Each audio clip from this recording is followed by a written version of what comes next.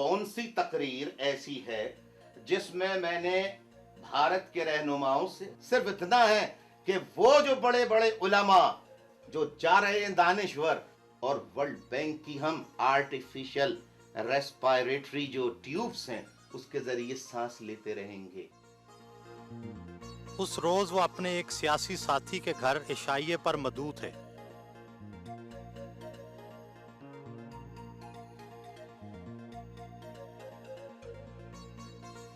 साथियों के हमरा रात का पुरतकल्लफ खाना खाया।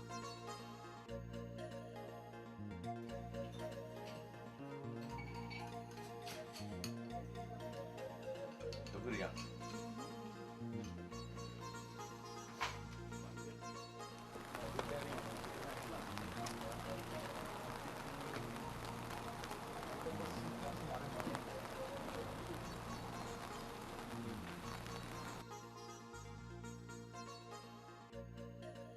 गुज़श्ता एक दहाई से आप एस्टेब्लिशमेंट के खिलाफ मौक़िफ़ इख्तियार किए रखा। अब आपने उसी एस्टेब्लिशमेंट से दोबारा इत्तेहाद कर लिया। ये तो खुला तज़ाद है। एस्टेब्लिशमेंट क्या करती है, किस तरह करती है, क्या क्या कुछ करती रही है, इसके बारे में MQM ने जितना खुलकर मौक़िफ़ इख्तियार किया, दुनिया जानती है कि इससे पहले कभी किसी ने नहीं किया। मौजूदा हुकूमत जो है वो अवाम के वोटों से मुंतखब होकर आई, तो हमने अगर बिफोर इलेक्शंस, जनरल इलेक्शंस, अगर हमने इस्टेब्लिशमेंट की कैबिनेट का हम हिस्सा बनते, उसमें शामिल होते, तो आप ये कह सकते थे कि भाई आपने आर्मी की हुकूमत को ज्वाइन कर लिया है। लेकिन हमने तो, हमारा तो कोई न सूबाई सतह पर न विफाकी सतह पर कोई भी इलेक्शन से पहले हुकूमत के साथ शामिल नहीं था। जमहूरी अमल के बाद ही हम हुकूमत के साथ शामिल हुए। आपके मुखालिफ आप पर और आपकी तंजीम पर पंजाबियों, सिंधियों और पख्तूनों के कत्ल का इल्ज़ाम आयद करते हैं। ये इल्ज़ाम किस हद तक सही है? जो भी इस सिस्टम के यानी प्रिवेलिंग सिस्टम के खिलाफ मैदान में आएगा, उस पर इस किस्म के इल्ज़ामात तो लगाए जाते रहेंगे। जहां तक कत्लो गारतगरी का ताल्लुक है, तो इस्टेब्लिशमेंट ही इसे ऑर्केस्ट्रेट करती है, इसे इंजीनियर करती है।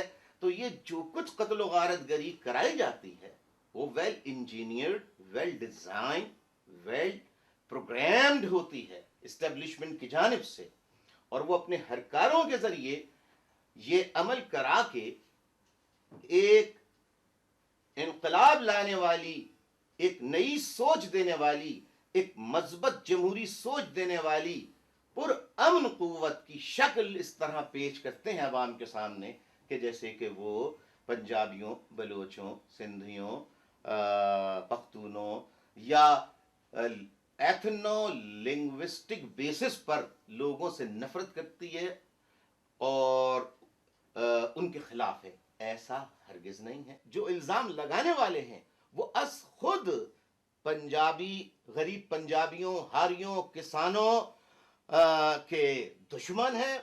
देहातों में स्कूल नहीं खुलने देते यही लोग, यही वडेरे। मैं नाम नहीं यहां पर लूंगा, लेकिन मैं ऐसे ऐसे मुअज़्ज़िज़ बड़े बड़े नामों को जानता हूं कि जो शुरफा में शुमार होते हैं, लेकिन मैं ये भी जानता हूं कि वो अपने यहाँ स्कूल नहीं खुलने देते। अल्ताफ हुसैन को वजीर आजम बनने या सदर बनने का न कल शौक था न आज शौक है। अल्ताफ हुसैन की आरजू, तमन्ना और जिद्दोजहद यही है कि मुल्क में मिडिल क्लास का इनकलाब आए। MQM पर जनापुर बनाने का इल्ज़ाम भी लगा। ये इल्ज़ाम ठीक है? खुदा और उसका रसूल शाहिद है कि वो नक्शे, वो सारी जाली दस्तावेजात वो खुद ब्रिगेडियर आसिफ हारून ने खुद बनाई थी, ताकि ये हेडलाइंस शाये हों और पंजाब के अवाम मुतनफ़िर हों। बाद में फौज नहीं, जब मैंने कहा कि सुप्रीम कोर्ट में इस इल्जाम को साबित करे फौज, तो फिर फौज ने इस इल्जाम को वापस लिया। आईएसपीआर की प्रेस रिलीज आई कि फौज ने कोई एमक्यूएम के पास से जनापुर के नक्शे या दस्तावेजात बरामद नहीं की। हाल ही में जनरल मुशर्रफ ने कालाबाग डैम की तामीर की जरूरत पर जोर दिया है, इस हवाले से आपका क्या मौक़िफ़ है? एमक्यूएम का मौक़िफ़ कल भी जो था, आज भी एमक्यूएम का मौक़िफ़ वही है कि चारों सूबों के कंसेंसस के बगैर किसी किस्म की तामीर, हाँ वो डैम की हो या किसी और चीज की, अगर उस के कायम करने से एक सूबे, दो सूबों, तीन सूबों को एतराजात या एतराज होता है, तो जनाब वाला ऐसा कोई फैसला जिसमें कंसेंसस ना हो, इत्तेफाक ना हो, वो करने से मुल्क में नफरतें, दूरियां, महरूमियां और बढ़ेंगी।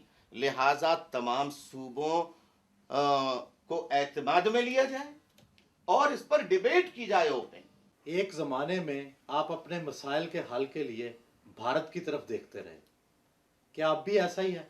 मुझे ये बताया जाए कि मेरा कौन सा बयान, कौन सी तकरीर ऐसी है जिसमें मैंने भारत के रहनुमाओं से